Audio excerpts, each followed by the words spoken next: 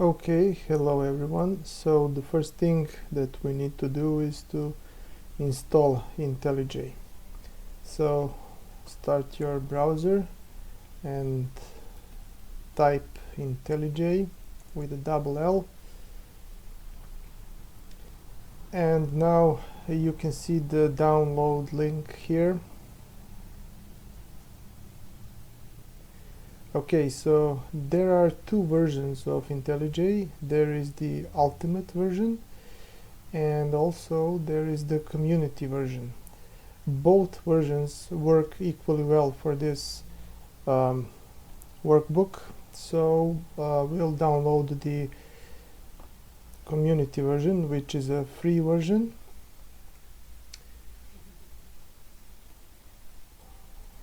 Okay, now the download is completed and we can start the installation.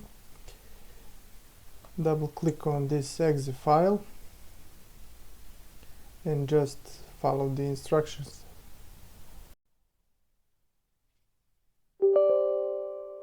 So yes, and then next, and then next,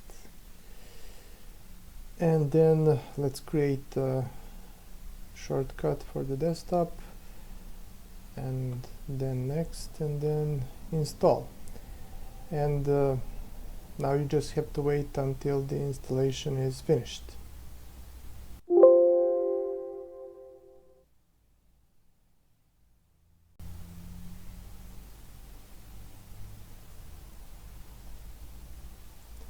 Okay, once the installation is finished, you can click on the finish button and you will have the shortcut on the desktop and you can start IntelliJ IDEA Community Edition.